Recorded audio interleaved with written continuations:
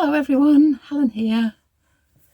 I'm going to take you off in the camper van this week, and it'll be a little bit shorter than the usual camper van videos, but I just decided I wanted to keep it in a video of its own rather than tag it onto another of my podcasts or something.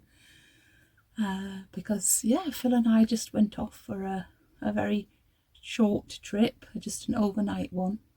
Because I've been looking through the campervan logbook that we've got, and I happened to notice that we've now been away in every month of the year except for January and March. So I said to Phil, it's January, shall we just go and do an overnight trip? And he was up for that. So we looked at the weather forecast, and it was the weekend before Storm Eowyn came. We wouldn't have gone away in all that wind. Oh my goodness. And the weather looked lovely. It was bright sun both Saturday and Sunday, and cold but not windy at all. So we thought, right, let's go for it. Let's go up into the hills and have a nice weekend away. The weather forecast didn't quite turn out the way it was supposed to, as you'll see on the second day. And we did learn a thing or two more about being away in cold weather, but I'll sort of mention those things as I go along in the video. So, are you ready? You ready to come away on another mini campervan adventure?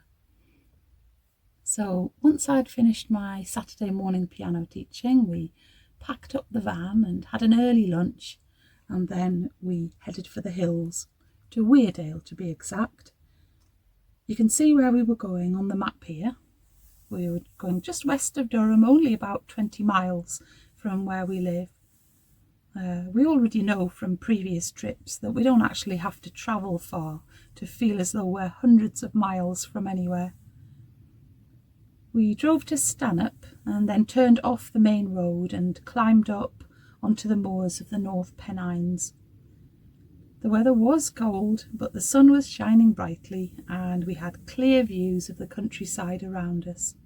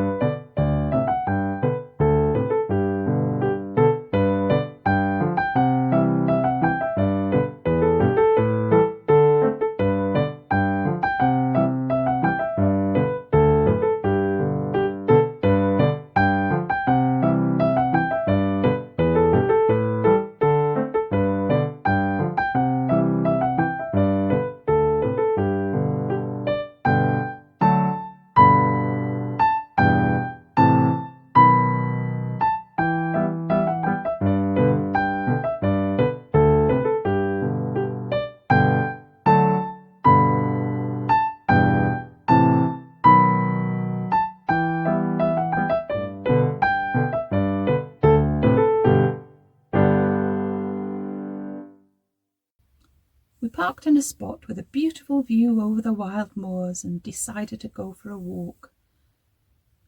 Although it was chilly, there wasn't a breath of wind, and the sun continued to shine. We were soon following the line of an old railway track called the Wetherhill and Rookhope Railway, which was put there in 1846 to provide transport for moving lead and fluorspar from the mines and quarries. Some sections of the railway were actually operated by ropes that linked wagons to engine houses that were placed at intervals along the steeper inclines, and quite a lot of evidence can still be seen in the landscape if you know what to look for.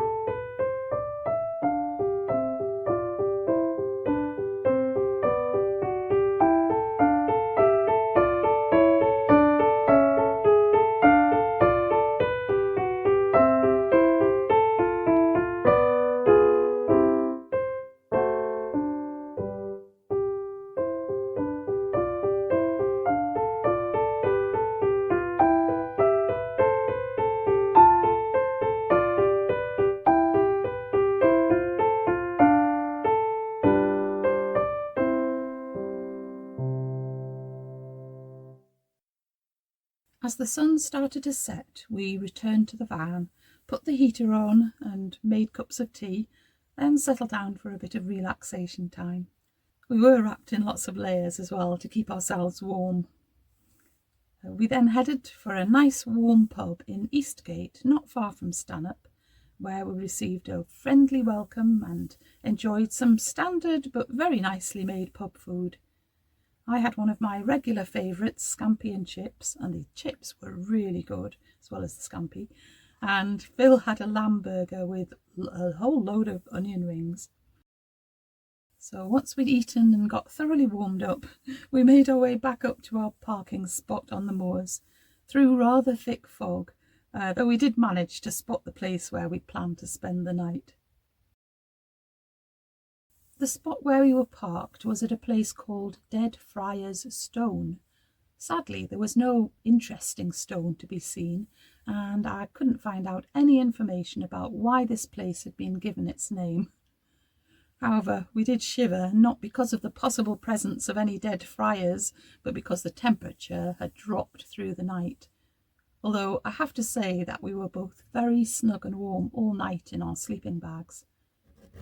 When we woke the next morning, the condensation on the inside of the van windows had frozen, and the temperature inside the van had gone down to 1.9 centigrade, which is about 35 Fahrenheit, whilst outside it was about -4 centigrade. I switched the heating on as soon as I felt brave enough to stick my arm out of the sleeping bag, although it took quite a while before we reached a comfortable temperature. While we were eating breakfast, the temperature had only gone up to 10.4 centigrade, or 50 Fahrenheit. Phil really made me laugh because one of the ways that he found to keep warm was to create what looked like a pair of crocheted trousers using the Yuletide blanket that we had with us. And here's a little demo of how he wrapped the blanket around his legs.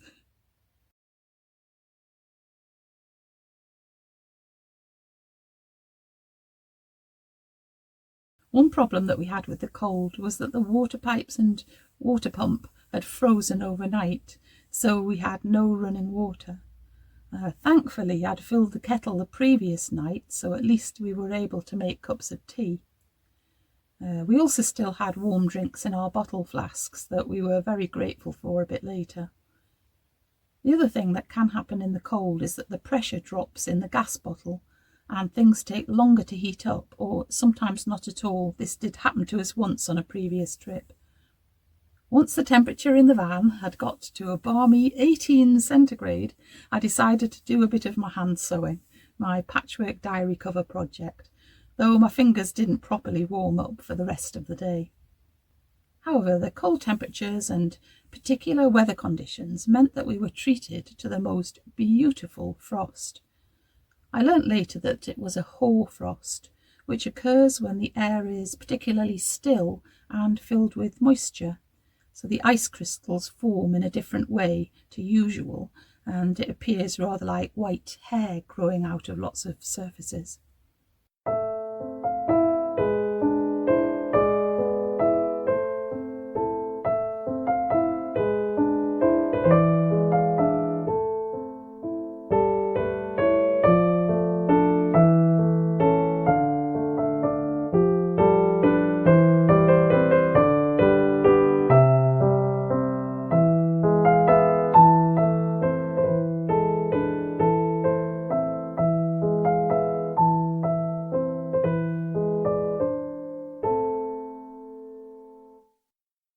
The beautiful view that we'd had on our arrival the previous afternoon had completely vanished in the mist, and when we set off later that morning we enjoyed the rather atmospheric drive just a little way north out of County Durham and just across into Northumberland to visit the village of Blanchland.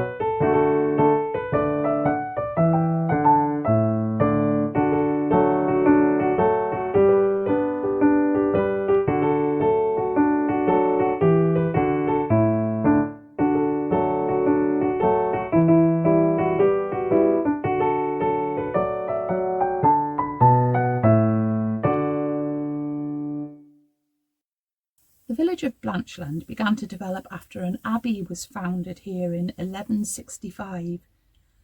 The monks that founded the abbey were from an order that began in the town of Prémontré in France by a man called Norbert, who'd converted to Christianity after falling off his horse in a thunderstorm. It was a monastic order that became known as the Premonstratensians. One of the monasteries in France was called l'Abbaye de Blanchland, named as such because the monks dressed in white habits, so it's thought that Blanchland takes its name from that abbey. The abbey buildings were fairly extensive, and it's thought that the abbey's wealth would have come partly from the local lead and silver mining industries. Most of the buildings that we see in the village today are either original parts of the abbey or homes and other buildings that made use of the stones after the abbey fell into ruins in the 1530s following the dissolution of the monasteries by Henry VIII. The Blanchland estate was bought in 1708 by the then Bishop of Durham, Nathaniel Crewe, and less than 20 years later, after his death, the running of the estate was handed over to a charitable trust, the Lord Crewe's Trust, that is still in existence today. You can still see the original gatehouse of the abbey. This would once have been on the edge of the abbey site, but now it's at the centre of the village, where you'll also find the village store and post office. The Lord Crewe Arms, which is now a well-thought-of gastropub, is in what was once the abbot's lodging and guest house. In 1752, the charitable trust oversaw the building of houses for families who worked in the lead mining industry, using stones from the abbey ruins. And in the same year, the trustees rebuilt part of the abbey church, creating a new L-shaped parish church.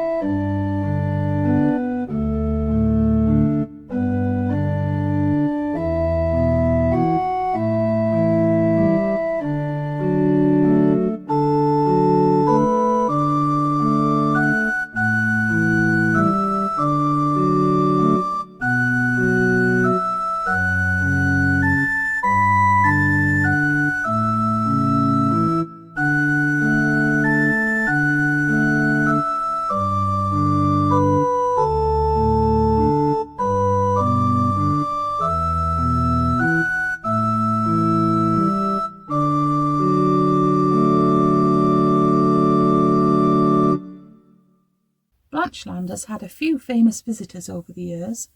In 1747, John Wesley came here to preach, and he wrote, "I rode to Blanchland about 20 miles from Newcastle. The rough mountains round about were still white with snow. In the midst of them is a small winding valley, through which the Derwent runs. On the edge of this the little town stands, which is little more than a heap of ruins.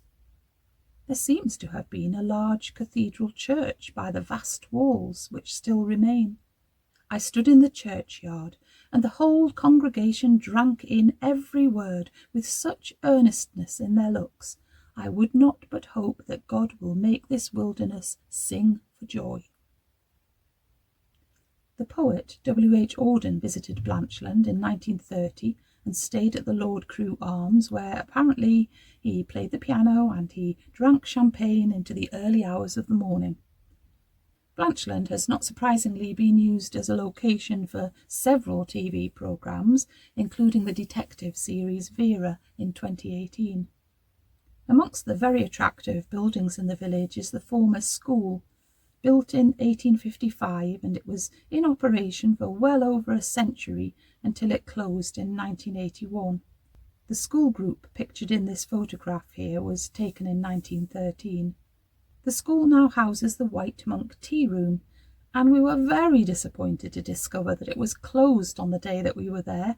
We were just 3 days too early. However, I was glad that the little gift shop was open, so let's go and have a little look to see what it had to offer.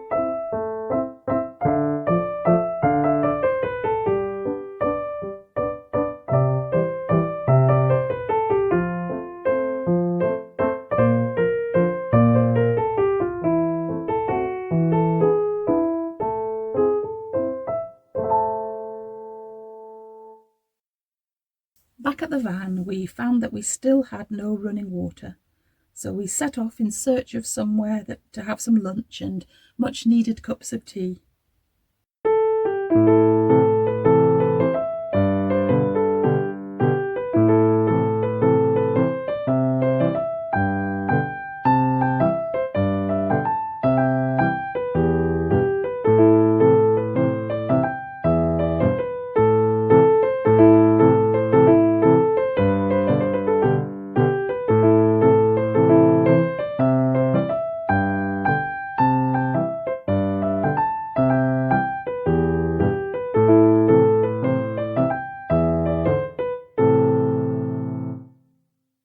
We found a cafe in Stanhope that was open and providing basic food and refreshments, and we then set off for home. So the lack of running water wasn't really too much of a problem because, we were only on an overnight stay and we knew that there were places nearby that we could get drink and water if we needed. But normally we do carry extra water with us, just those big bottles, bottles that have sparkling water in or something. We normally fill up with water and just have them underneath the seat here in case of any problem with our water system.